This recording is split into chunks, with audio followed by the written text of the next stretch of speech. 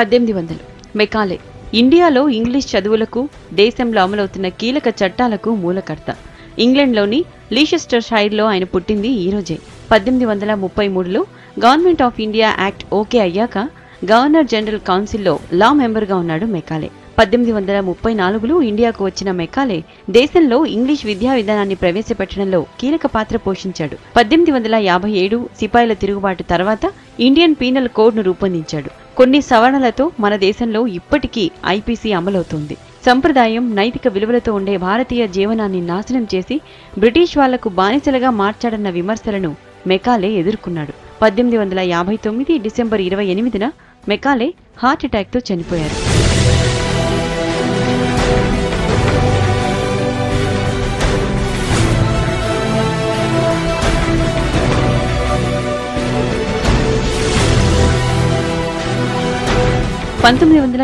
Max స్వైనీ.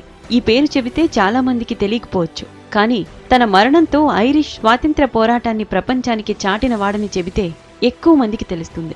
Ireland స్వేచ్ఛ కోసం 74 రోజుల పాటు ఆమరణ దీక్ష చేసిన స్వైనీ చనిపోయింది ఈ రోజే.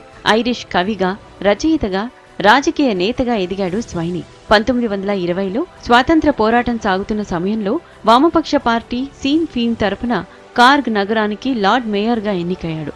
పోరాటానికి మద్దతిస్తున్నాడన్న కారణంతో తప్పుడు ఆరోపణలతో స్వైనీని జైలుకు పంపింది ప్రభుత్వం. దీంతో జైల్లోనే ఆమరణ దీక్ష మొదలుపెట్టాడు స్వైనీ. 74 రోజుల పాటు పట్టు వదలకుండా దీక్ష సాగించి కన్నుమూశారు. దీంతో ఐరిష్ పోరాటానికి ప్రపంచ గుర్తింపు వచ్చింది. స్వైనీ ఆలోచనలతోనే ప్రిన్సిపల్స్ ఆఫ్ ఫ్రీడమ్ అనే గ్రంథం వచ్చింది. ఇది మహాత్మా గాంధీ, భగత్ సింగ్, వియత్నాం యోధుడు హోచిమిన్ లాంటి వాళ్లను ప్రభావితం చేసింది.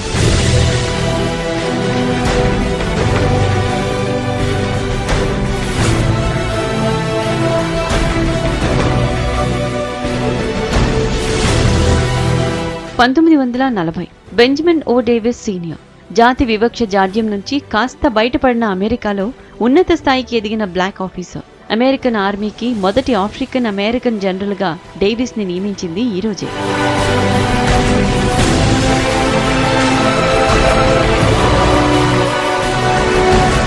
1962 నెల్సన్ మండేలా. నల్లజాతి స్వేచ్ఛకు నిలువెత్తు ప్రతీక. దశాబ్దాల పాటు జైలు జీవితాన్నే పోరాటంగా మార్చుకున్న మండేలాకు మొదటిసారి జైలు శిక్ష పడింది ఈ రోజే. దక్షిణాఫ్రికాలో స్వేచ్ఛ కోసం పోరాటం సాగిస్తున్న మండేలాను రకరకాల ఆరోపణలతో అరెస్టు చేశారు. ఈ కేసులో విచారణ తర్వాత కార్మికులను స్ట్రైక్ చేసేలా రెచ్చగొట్టడం, దేశాన్ని విడిచి అక్రమంగా వెళ్లడం అన్న ఆరోపణలపై మండేలాకు 5 ఏళ్ల శిక్ష విధించారు. ఈ శిక్షను అనుభవిస్తూ ఉండగానే మండేలా యావజ్జీవ ఖైదీగా మారిపోయారు.